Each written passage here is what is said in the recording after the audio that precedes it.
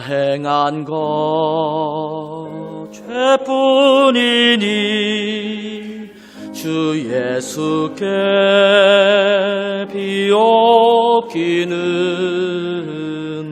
나의 몸과 나의 마음을 깨끗하게 하옵소서. 물 가지고 씻든지 불 가지고 태우든지 내 안과 밖 다 닦으사 내 모든 죄 멸하소서.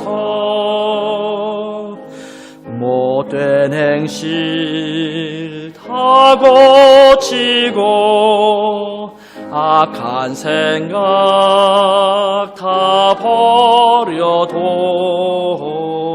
주 앞에서 정결타고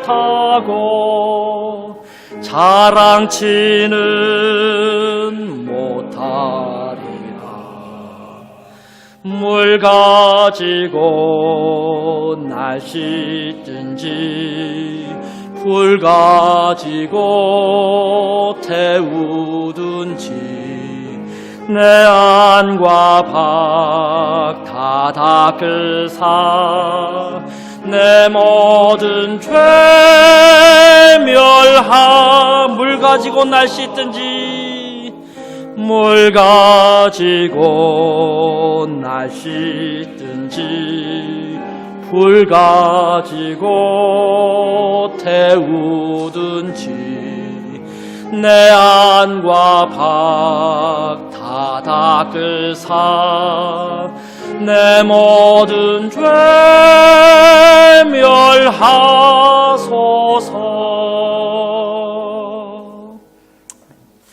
이 찬송가는 우리의 마음을 진솔하게 고백하는 그러한 내용을 담고 있습니다.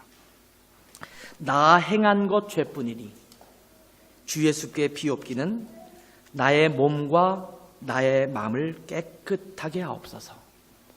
내가 행하고 있는 것은 죄밖에 없습니다. 이런 고백을 드리고 있죠. 4절을 보면 못된 행실 다 고치고 죄질 생각 다 버려도 주 앞에서 정결타고 자랑치는 못하리라.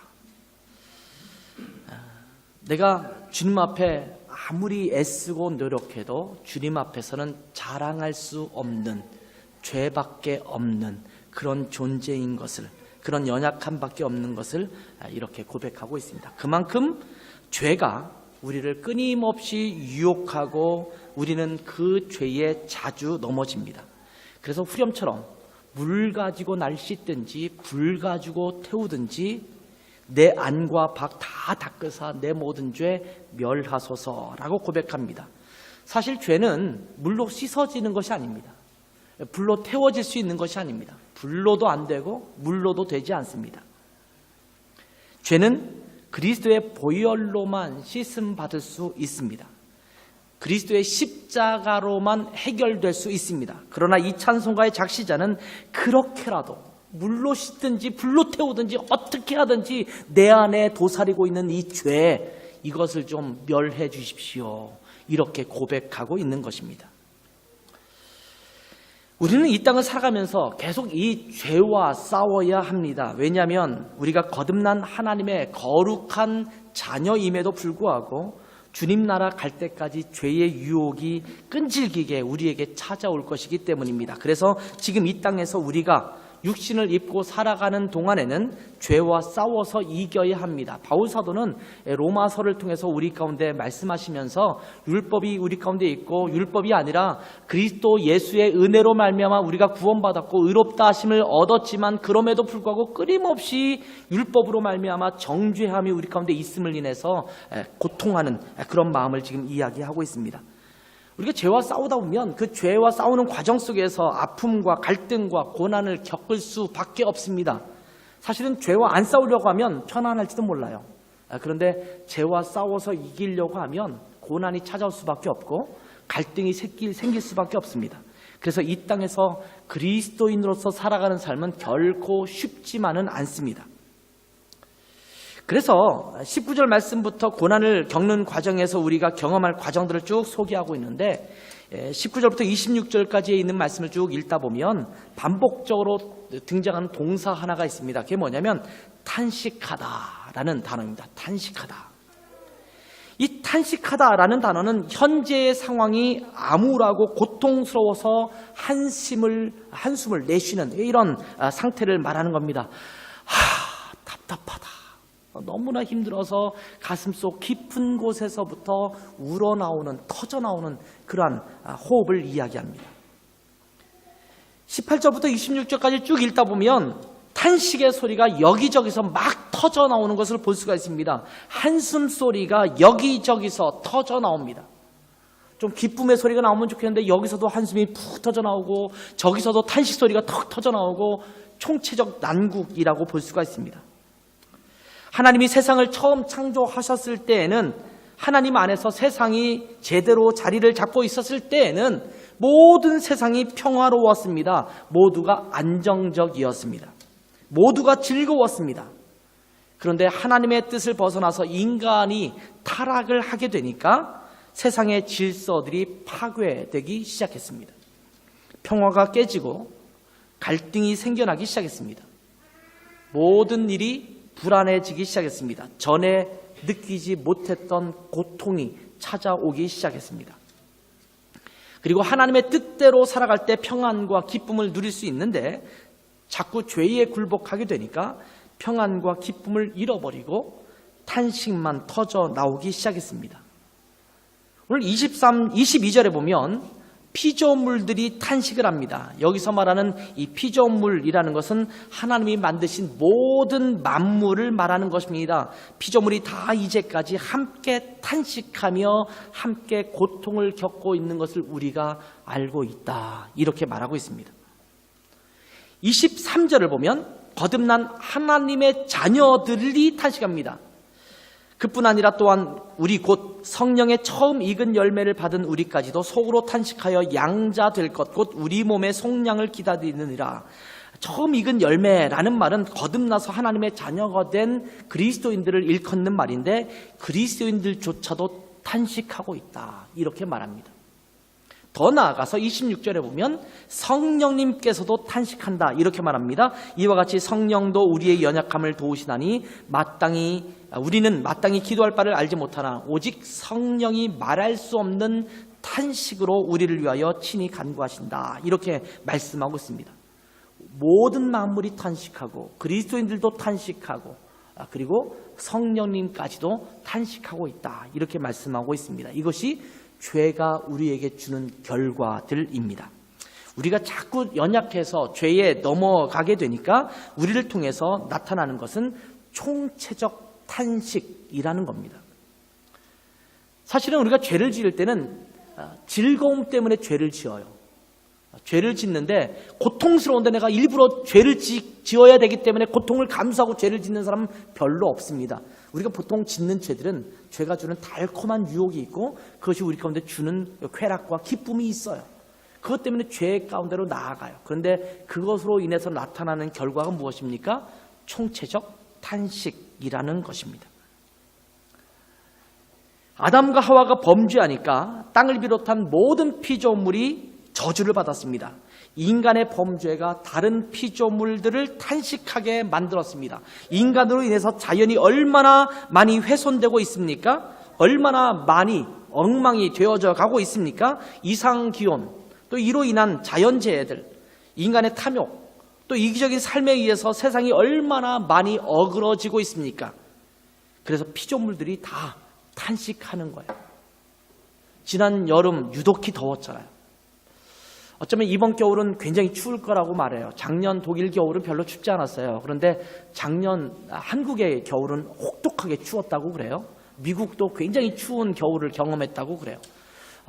예년과 다른 이 혹독한 추위, 엄청난 더위, 이런 것들이 다 이상기온의 현상 때문에 나타난다 이렇게 이야기하는데 그 결과, 그 원인들을 쭉 이렇게 추적해보면 사실은 인간이 그 모든 것들을 만들어낸 원인인 것을 발견하는 것을 우리는 보게 됩니다. 우리 그리스도인들도 탄식을 하게 되죠. 성경적인 눈으로 보면, 세상을 보면 얼마나 세상이 타락하고 있습니까? 아마 인간 스스로 뭔가 의로운 것을, 바른 것을 만들어낼 수 있다라고 믿는 사람도 있겠습니다만, 인간 스스로는 바른 것, 의로운 것을 만들어내기 어렵습니다. 조금 의로운 모습, 조금 바른 모습을 우리 인간이 보여줄 수 있을지는 모르지만 다시 무너져 내려버리고 조금 다시 의로움과 바름을 쌓아가고 있지만 또다시 무너져 내리는 것을 계속적으로 반복하며 살아가는 것이 인간의 삶입니다. 많은 사람이 바른 세상 만들기에 혼혈을 기울입니다.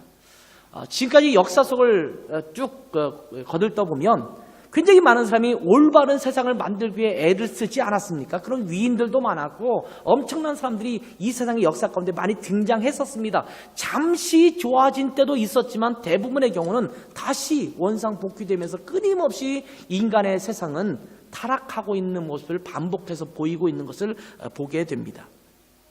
아마 제 생각에는 의로운 세상, 우리가 꿈꾸는 좋은 세상은 평생 이루어지지 않을 것입니다.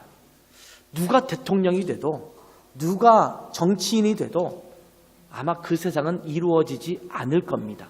이 세상에서 뭔가 정말 천국 같은 파라다이스를 누리게 할 수 있는 그 무엇이 있다라고 믿는다면 그것을 여러분 포기하셔야 돼요. 회의적으로 여러분에게 이렇게 말씀드리는 것이 아니라 인간은 그렇게 할 수 있는 능력이 있는 자들이 아닙니다. 이런 세상을 바라보면 탄식이 저절로 나올 수밖에 없지요. 여러분, 교회는 어떻습니까? 교회는 하나님의 자녀들이 모인 공동체 아닙니까? 그런데 교회 안에서 얼마나 서로들 상처받습니까? 교회를 다니다가 상처받아서 교회를 안 나온 사람들은 부지기수예요. 전도하다 보면 옛날에 교회를 다녔었대요. 청소년 때도 교회를 다녔었고 청년 때까지도 교회를 다녔던 사람들도 많아요. 근데 왜 그럼 지금 교회를 안 다닙니까? 그러면 그 안에 뭔가 깊은 상처들이 많아요. 교회 갔더니 이런 것 때문에 나 상처받았다. 내가 기대했던 교회는 이런 교회였는데 그 교회가 나에게 그런 모습을 보여주지 못했다. 이렇게 말해요. 여러분, 교회가 평생 여러분에게 100% 만족을 줄 수 있는 그런 상태를 만들지 못합니다. 이 땅에 있는 동안 그럴 수가 없어요. 왜? 알잖아요. 여러분 스스로도 완벽하지 않잖아요. 여러분 스스로는 다른 사람에게 상처를 전혀 주지 않고 살아가고 있습니까?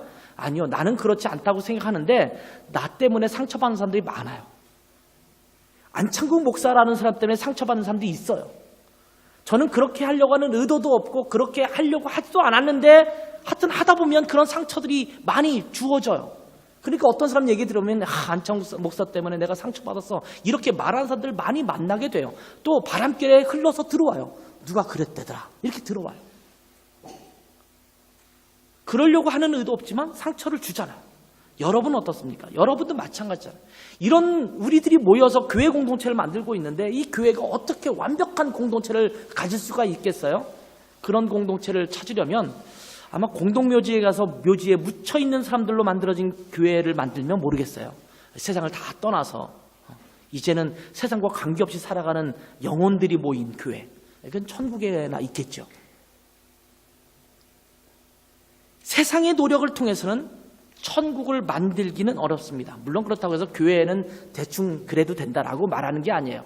우리는 하나님의 아름다운 천국을 재현하기 위해서 이 땅에서 부단히 애쓰고 노력해야 되지만 그 완벽한 천국을 이 땅에서 기대하는 것은 문제라는 겁니다.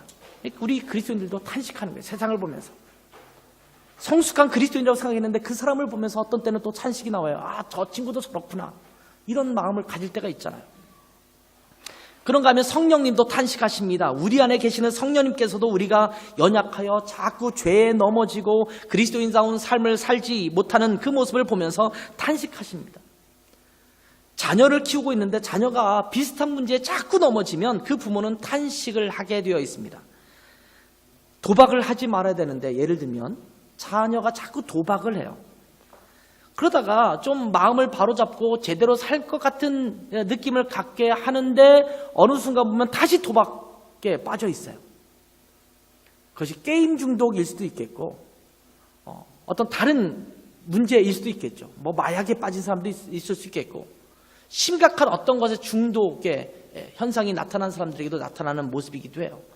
어느 모습 동안 괜찮아지는 것 같은데 다시 그 문제에 들어가고 다시 그 문제에 들어가고 끊임없이 그 안에서 헤어나지 못하는 자녀를 본다면 여러분은 어떻겠어요? 그 자녀를 보면서 기분이 좋습니까?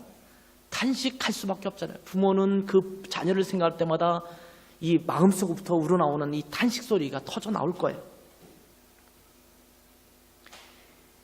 성령님도 우리의 연약함을 보면서 그렇게 탄식하시는 것입니다. 이것이 죄에 빠지는 우리의 모습입니다. 탄식할 수밖에 없는 모습입니다. 여러분은 어떻습니까? 여러분은 여러분의 모습을 볼 때 어깨를 쭉 펴면서 하나님 앞에 당당하게 이렇게 서 있을 수 있는 그런 존재이십니까? 아니면 우리의 모습을 보면서 하나님 앞에 섰을 때 깊은 한숨을 내쉴 수밖에 없는 그런 존재입니까?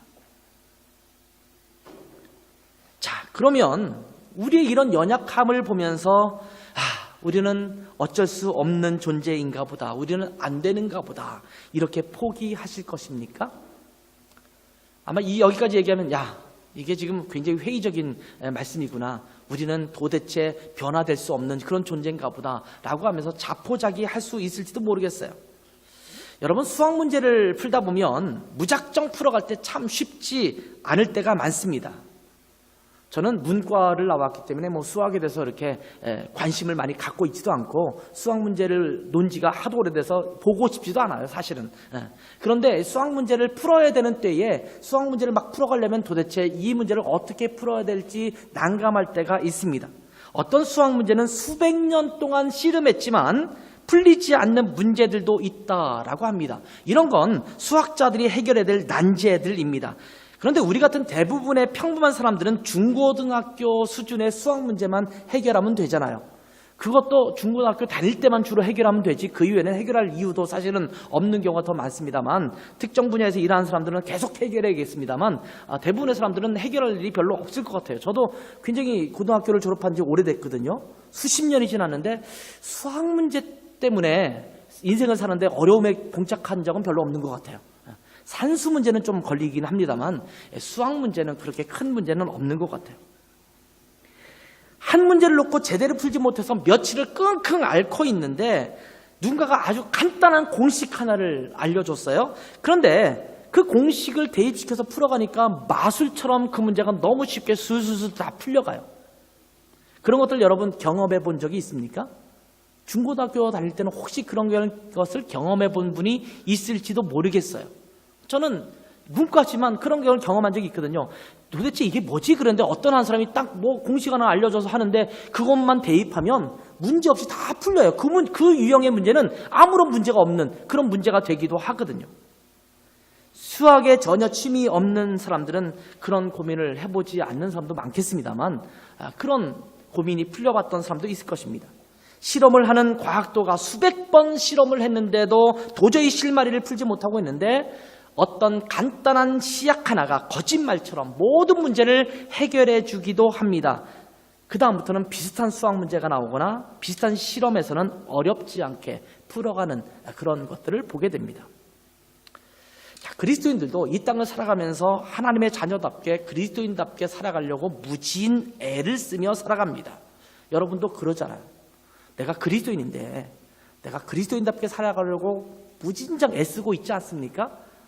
너무 애쓰다 보니까 이제 안 되는 걸 알고 포기한 사람도 있을지 모르겠지만 나는 안 돼. 그냥 이대로 살아가는 게 편해. 이렇게 살아가는 분도 있을지 모르지만 신실한 그리스도인이 되려고 하는 사람들은 그렇게 애쓰고 노력할 거예요. 근데 아무리 애쓰고 노력해도 온전한 그리스도인답게 살려고 노력하는데도 자꾸 실패합니다. 스스로 이겨내려고 치열한 전쟁처럼 싸워보기도 합니다. 그런데 이렇게 애쓰고 노력하는데 안 되는 거예요. 그러니까 심한 좌절감에 빠지기도 하고 나는 안 되는 사람인가 보다 하고 포기하고 대충 그냥 살아가지 라면서 자포자기할 때도 많습니다. 그래서 그렇게 신앙생활하는 사람들은 신앙생활이 따분해져요. 지루하고 힘들고 어렵습니다. 그런 사람들은 말씀이 지겨워요. 왜냐하면 되도 않을 말씀, 들어도 내 삶 속에 그렇게 적용되지도 않고 그렇게 살아가기도 만만치 않은 말씀이 계속 선포되면 지루하고 지겹죠. 그냥 그 말 안 했으면 좋겠다. 그런 분들은 어떤 말씀이 더 좋냐면 그냥 마음껏 축복하는 말씀이 훨씬 더 좋아요. 격려하고 힘내라 힘 이렇게 해주는 설교가 훨씬 좋아요. 왜냐하면 그냥 받으면 되는 거니까. 그런데 그리스도 안에서 이렇게 살아야지 저렇게 살아야지 라고 하는 말씀이 던져지면 굉장히 부담스럽고 그런 설교는 좀 지루하고 그럴 수가 있어요. 그렇게 신앙생활 하다 보면 따분한 거예요. 큐티도 따분하고 기도하는 시간도 따분한 거예요. 그런데 이러한 그리스도인의 삶에도 하나의 비결이 있습니다.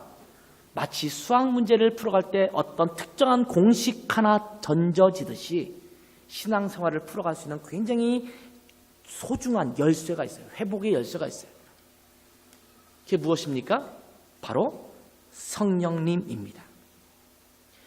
온전한 그리스도인의 삶을 살아가는 열쇠가 바로 이것입니다. 이 열쇠 하나면 온전한 그리스도인의 삶을 살아가기에 충분합니다. 그 다음부터는 신앙으로 살아가는 삶이 쉬워지고 재미있어집니다. 그 비결이 뭐라고요? 그 열쇠가 뭐라고요? 바로 성령님이십니다. 26절부터 30절을 볼까요? 이와 같이 성령도 우리의 연약함을 도우시나니 우리는 마땅히 기도할 바를 알지 못하나 오직 성령이 말할 수 없는 탄식으로 우리를 위하여 친히 간구하시느니라.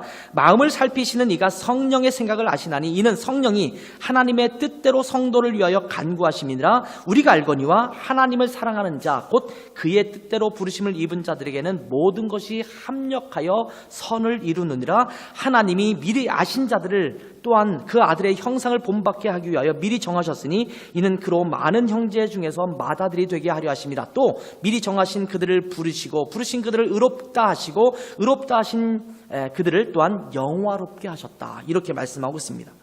자, 아까도 성령님께서 우리 안에서 탄식하고 있다라고 말씀을 드렸죠. 그런데 그 성령님은 탄식하고 있으면서 주저앉아 있으신 분이 아닙니다.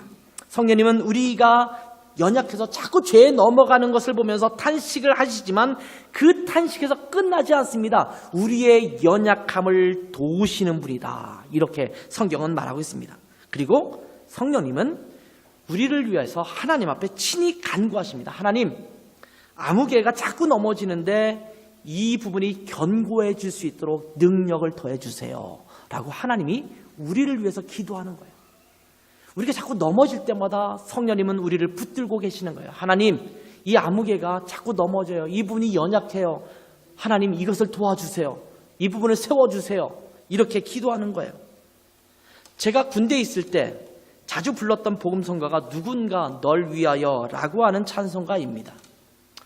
그런데 이 찬송가를 부르면서 찬양곡을 부르면서 이렇게 생각했습니다. 누군가 널 위하여 누군가 기도하네 이런 가사를 부를 때 군대 밖에서 가족들이나 또 친구들이나 누군가가 내 군대 생활을 잘할 수 있도록 기도하고 있으니까 참 내가 감사하다. 이런 마음을 가지고 이 찬양을 불렀어요. 그래서 보초를 쓰면서 누군가 날 위하여 이렇게 부르면서 누군가 날 위해서 기도하고 있지. 이러면서 중보기도의 감사함을 생각했어요. 그런데 곰곰이 생각해 보는데 이것이 누군가 나를 위해서 중보기도하고 있다라는 찬양이 아닌 것을 어느 날 깨닫기 시작했습니다. 그러니까 오히려 더 힘이 났어요. 이게 누군가 가족이나 친구들이 나를 위해서 기도한다라는 말이 아니구나. 이 가사의 원래의 내용을 보니까 그것이 아니더라고요.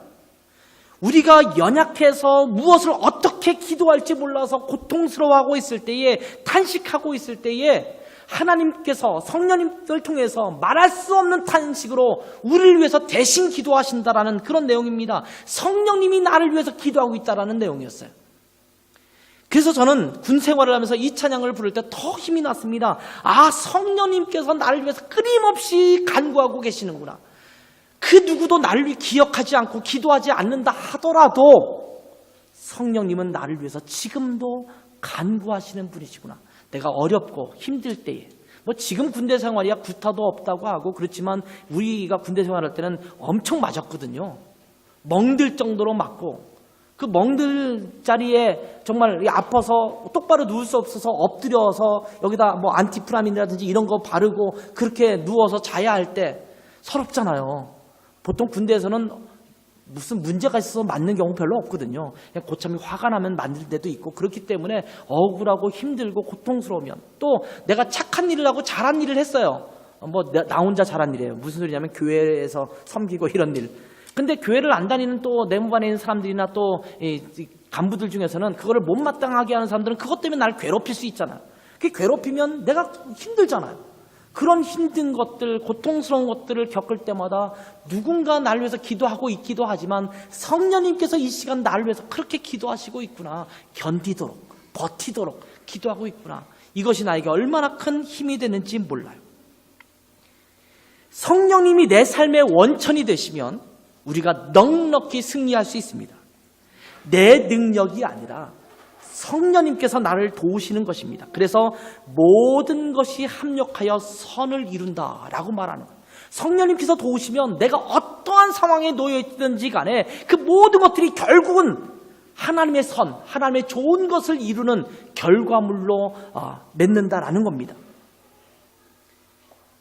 그리고 우리를 의롭다 하시고 우리를 영화롭게 만들어 가시는 분도 바로 성령님이심을 오늘 본문에 말씀하고 있는 겁니다.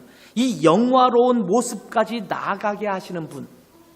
영화로운 모습이 뭡니까? 죄와 관계없는 완전히 거룩해진 모습이 영화로운 모습이거든요. 그 모습을 누가 만들어가냐면 내가 애쓰고 노력해서 만들어가는 것이 아니라 성령님께서 그것을 만들어간다라고 오늘 본문에 말씀하고 있는 것입니다. 성령님께서 우리를 도우셔서 온전한 그리스도인의 삶을 살아가도록 옆에서 계속적으로 우리를 일으켜 세워주시고 붙들어주시고 뒤에서 밀어주시는 그런 역할을 해주시는 것입니다. 이것이 우리 그리스도인들이 온전한 삶을 살아가는 비결이고 열쇠입니다. 힘들고 어려우면, 연약해서 자꾸 넘어지면 성령님을 붙들면 됩니다.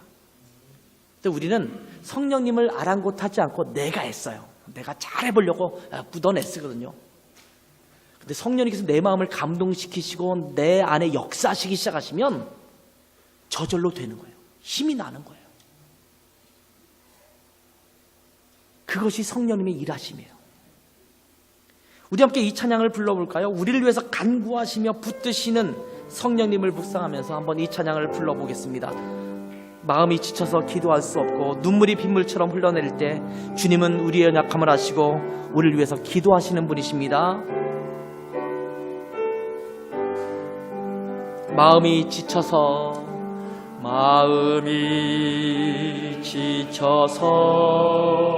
기도할 수 눈물이 빗물처럼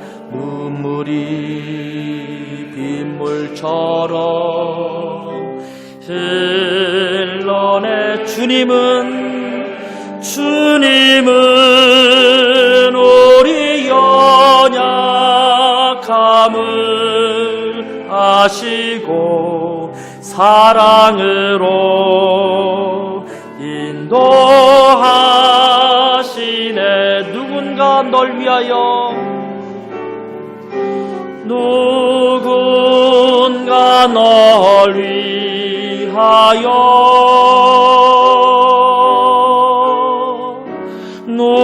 누군가 기도하네.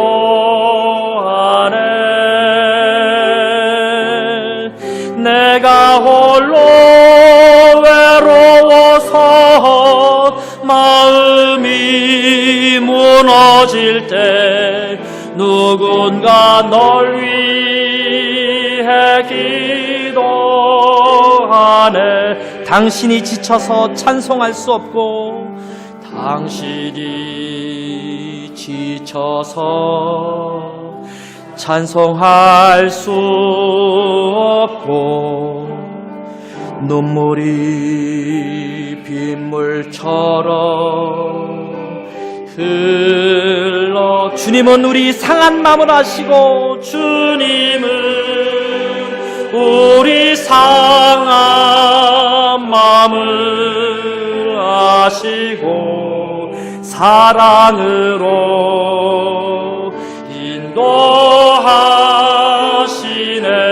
누군가 널 위하여 누군가 널 위하여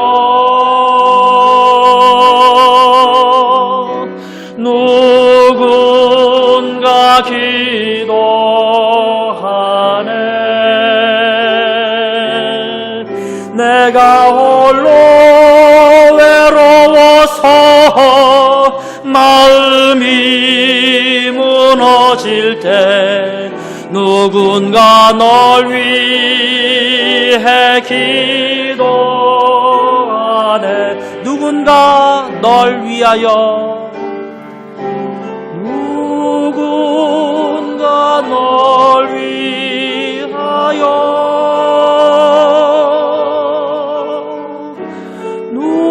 누군가 기도하네.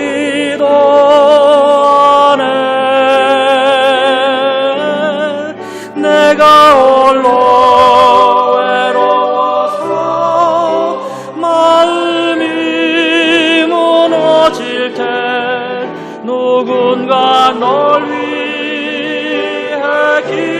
기도하네.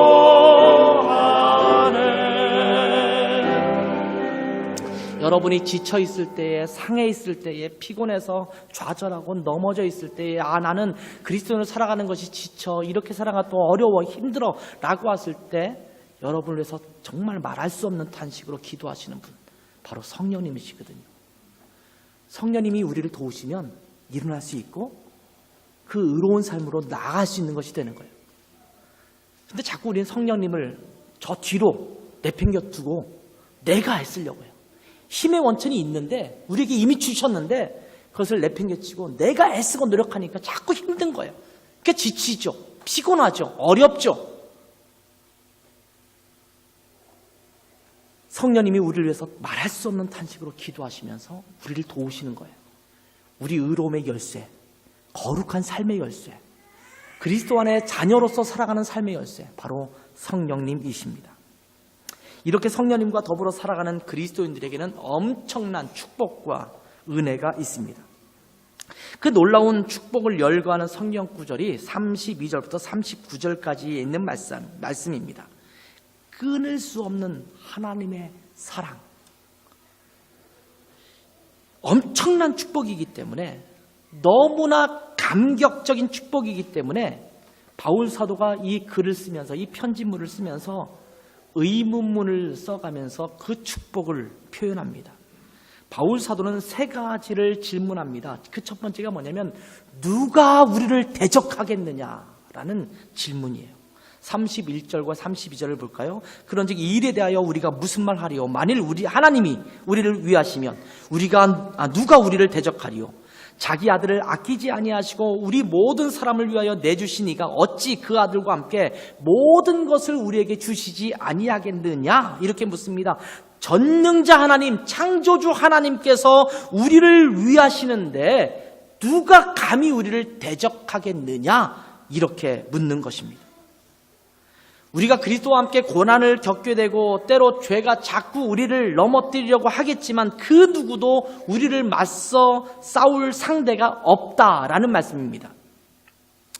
얼마 전에도 인도네시아에서 열린 아시안 게임 소식을 듣는데, 몇 경기는 한국이 이기기는 했지만 그다지 재미는 없는 경기들이 있었습니다.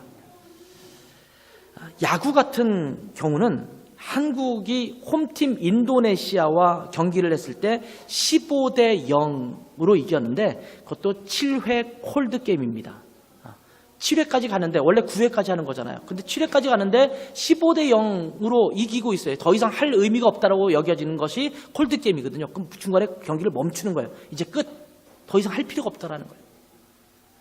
그러니까 경기 게임 자체가 잘 안 되니까 사실은 우리가 엄청난 스코어로 이기면 재미가 없어요. 적당히 이기고 주고받고 이래지면 좀 긴박감도 있고 재미있는데, 너무나 일방적으로 이기는 건 재미가 없잖아요. 남자 축구의 경우, 축구 같은 경우는 유럽 국가들과 이렇게 비교하면 정말 우리가 주눅 들어서 할 말이 없는 거지만, 그래도 아시아에서는 조금 잘하는 편에 속하잖아요. 바레인하고 싸웠던 경기 여러분 아시잖아요. 6대 0으로 이겼어요.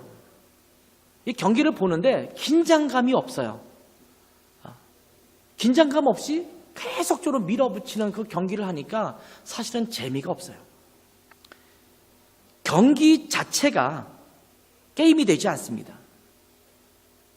물론 경기 자체를 소홀히 여겨서는 안 되죠. 아시잖아요, 여러분이. 독일이 한국에게 진 거. 그러니까 한국하고 독일하고 하면은 한국이 보통 일반적으로 져야 되는 것이 일반적인 상식이에요. 그런데 독일을 이겼어요.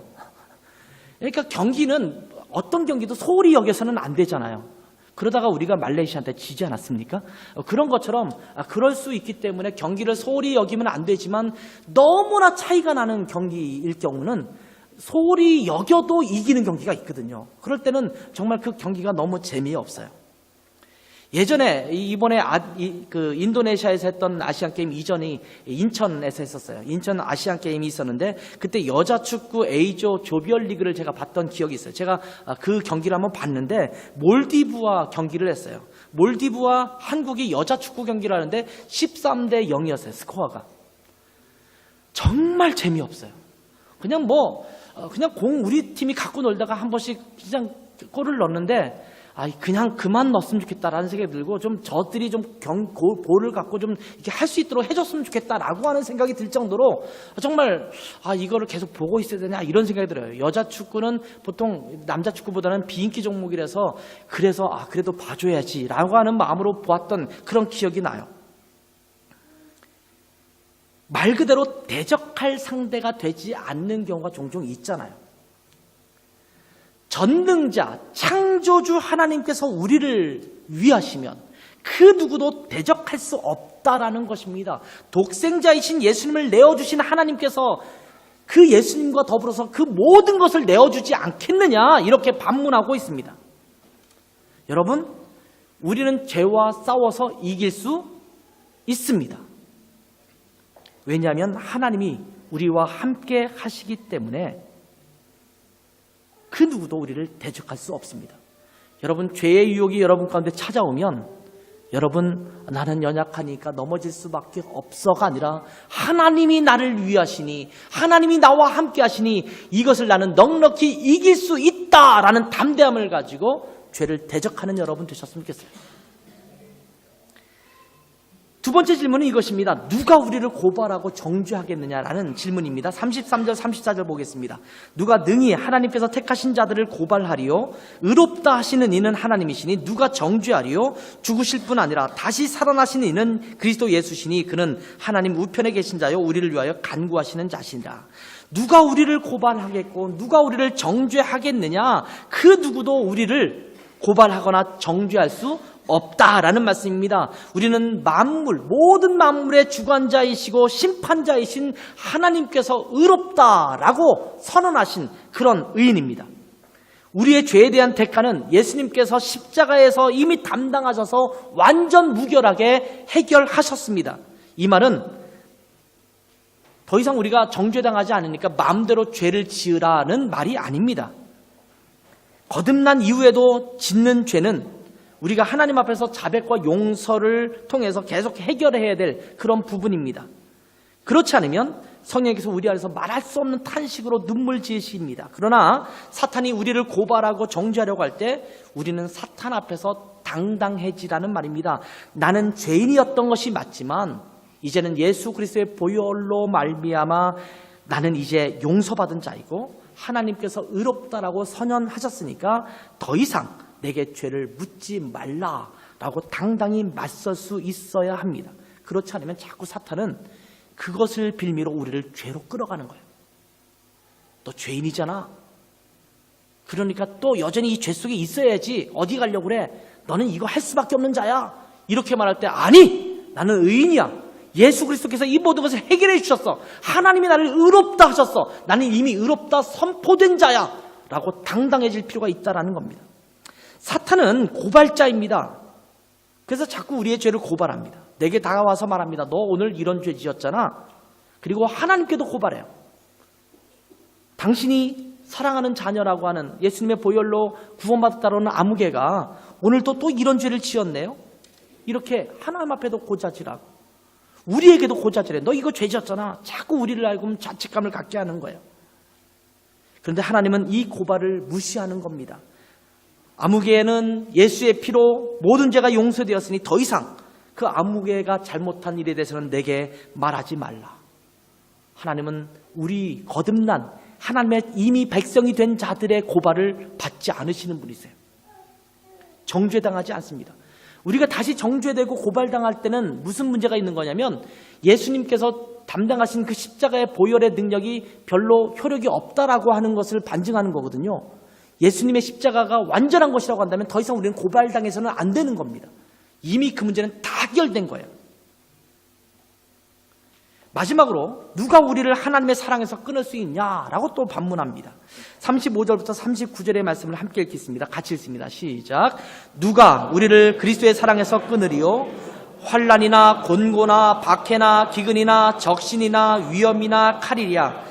기록된 바 우리가 종일 주를 위하여 죽임을 당하게 되며 도살당할 양같이 여김을 받았나이다 함과 같으니라. 그러나 이 모든 일에 우리를 사랑하시는 이로 말미암아 우리가 넉넉히 이기느니라. 내가 확신하노니 사망이나 생명이나 천사들이나 권세자들이나 현재일이나 장래일이나 능력이나 높음이나 기쁨이나 다른 어떤 피조물이라도 우리를 우리 주 그리스도 예수 안에 있는 하나님의 사랑에서 끊을 수 없으리라. 아멘. 이 얼마나 가슴 벅찬 선포입니까? 한번 하나님의 자녀가 된 우리는 그 어느 누구도 어떤 상황도 어떤 것도 우리를 하나님의 사랑에서 끊을 수 없다라고 말하는 거예요. 환난이나 곤고나 박해나 기근이나 적신이나 위험이나 칼이 우리를 하나님의 사랑에서 끊어낼 수 없다라고 말합니다. 우리가 어려움을 당해도, 그래서 우리가 어려움을 당해서 하나님의 자녀가 아닌 것처럼 느껴지는 그때에도 하나님의 사랑은 여전히 우리 가운데 있다라는 거예요. 사망이나 생명이나 천사들이나 권세자들이나 현재일이나 장래일이나 능력이나 높음이나 기쁨이나 어떤 피조물이라도 우리를 예수 그리스도 안에서 하나님의 사랑에서 끊을 수 없다라고 말합니다. 우리가 때로 잘못하고 있을 때, 우리가 때로 영적으로 침체되어 있을 때 하나님께로부터 우리가 멀어졌다라고 생각하거나 하나님이 더 이상 나를 사랑하지 않는 것처럼 느껴질 때가 있습니다. 그러나 여러분, 절대로 그렇지 않습니다. 성경은 하나님의 사랑에서 우리를 끊어낼 수 있는 것은 그 어느 것도 없다라고 말합니다. 자녀들이 가끔씩 그런 질문을 부모님에게 할 때가 있잖아요. 엄마, 아빠, 혹시 나 안 사랑해? 이렇게 굉장히 어리석은 질문을 할 때가 있어요. 근데 사실은 그건 어리석은 질문이에요. 아주 독특한 일부 예외의 부모님이 있을지 모르겠지만 대부분의 부모님은 자녀를 안 사랑하는 부모는 없어요. 사랑의 방식이 좀 다르고 그것이 서투르고 뭐 이런 건 있을지 모르지만 사실은 자녀를 안 사랑하는 부모는 없어요. 그 부모의 사랑에서 끊을 수 있는 것은 없다고 봐요. 하나님의 사랑은 이것보다 훨씬 더 큰 사랑이에요. 독생자를 아낌없이 내어주신 사랑이에요. 그 사랑이 우리를 다시 끊을 수 없도록 하나님께서 그리스도의 십자가로 인치셨다라고 말씀하고 있는 거예요. 하나님은 우리를 놓으시는 분이 아닙니다. 우리가 하나님과 손을 잡고 있을 때 하나님은 우리의 손을 이렇게 잡고 있지 않다라는 얘기를 언젠가 들은 적이 있어요. 하나님은 우리를 이렇게 잡고 계신대요.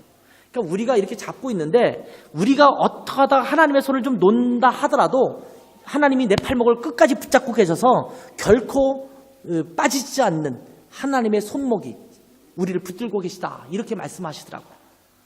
내가 하나님을 놓는 순간, 내가 하나님으로부터 멀어졌다고 느껴지는 순간, 나는 죄 가운데 자꾸 있어서 하나님이 나를 싫어하실 것이라고 여겨지는 그 순간에도 하나님은 여전히 나를 사랑하시고 있다라는 겁니다.